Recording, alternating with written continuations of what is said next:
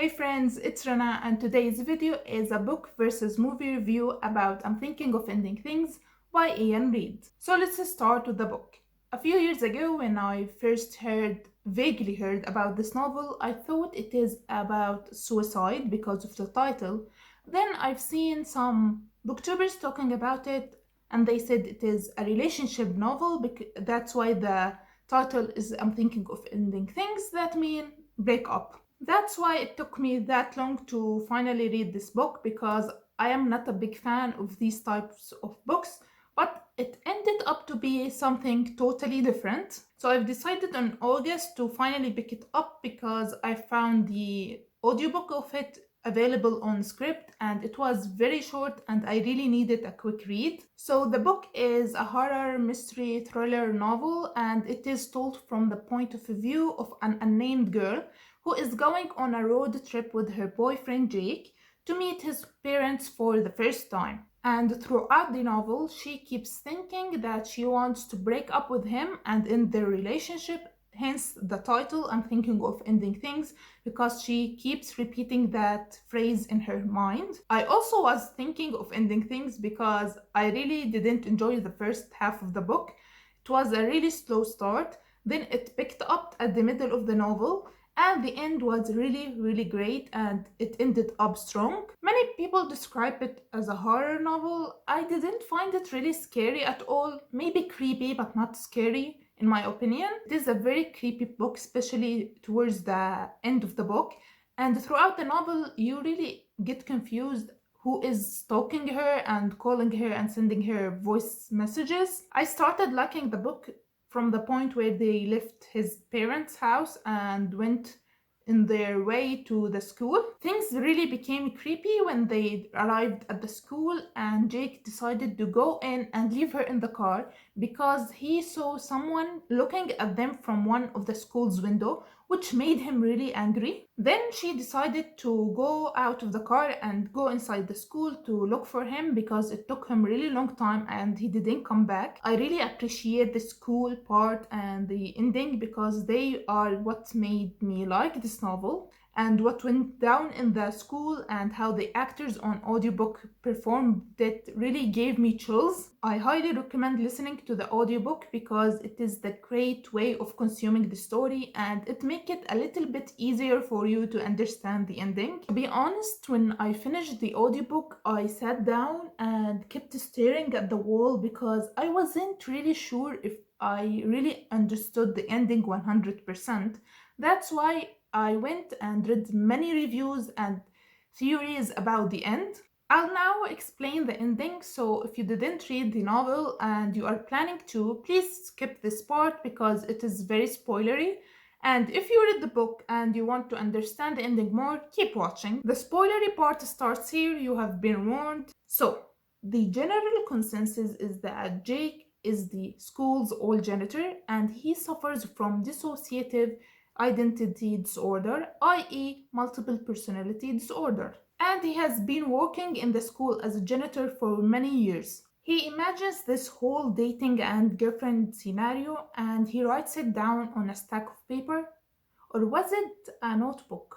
Something like that, which the detectives at the end of the book found next to his body. He imagines a new life and a relationship with this girl as a final thought that life could be better because he is thinking of ending his life, and this is like the last resort for him to imagine a better life for him and life could be better. So throughout the book, when the girlfriend is thinking of ending things, he is actually thinking that too, i.e. killing himself. He comes to conclusion that even if he dated this girl, things won't go well for him and in the end she will think of breaking up with him, and therefore he would still end up as a lonely, middle-aged, suicidal janitor. And at the end of the book, all of his personas are in agreement that he should kill himself and end his life.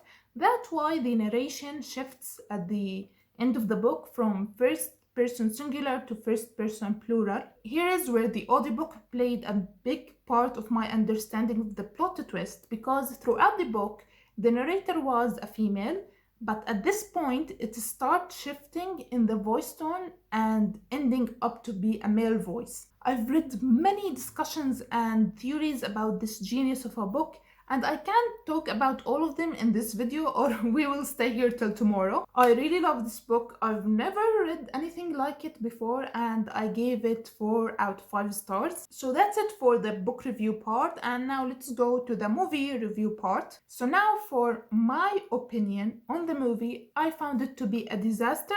Many people seems to love it and I really hated it. If you watch the movie without knowing anything about the book or without reading the book, you will be very confused and bored, because even though the book has a little bit of a horror thriller element in it, the movie decided to throw that out of the window and to be as boring and as confusing as possible. I read the book and I was really confused, but we will talk about it in a minute. The movie was so pretentious and trying and failing to be very artsy for no reason. The book was very short, like the audiobook was 4-5 hours and the movie was like 2.5 hours. It didn't need to be that long. I skipped all the scenes of the couple talking in the car because it was so boring. When I felt like they are talking too much, I started skipping like 1 minute, 2 minutes, thinking that the scene will end at that, but it kept going and going, and these car scenes bore me out of my mind. And I later found out that they took 40 minutes of the movie.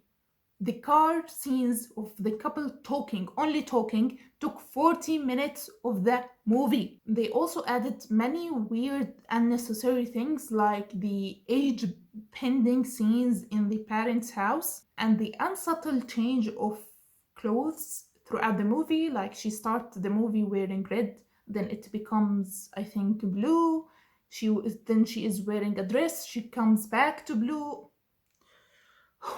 What really bugged me is the trailer looked really good and it was like a clickbait for us viewers to go and watch the movie, which ended up to be very disappointing. I kept saying to myself, it will become better after the scene, but it kept being boring. I had hope for the movie to redeem itself with the ending, because there is no way in hell, I told myself, that they would ruin the ending because it was perfect. The only scene that I really liked is the scene where they go to the ice cream shop, because it was well translated from the book and it has the same creepy vibes. I was mainly sorry for my sister and my daughter because they watched the movie with me and they were very confused.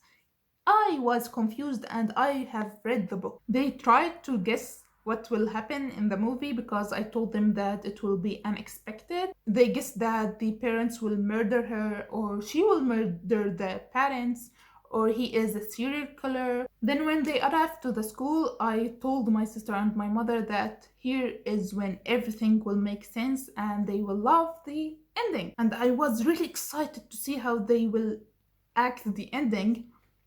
But when she entered the school and the lights were on, then she starts talking to the janitor and the weird dancing starts happening and singing, and I was so confused. I was trying to make sense of what is happening, why they are dancing and singing, and I was sitting there like, what is happening? What the F is going on? Then the movie ended.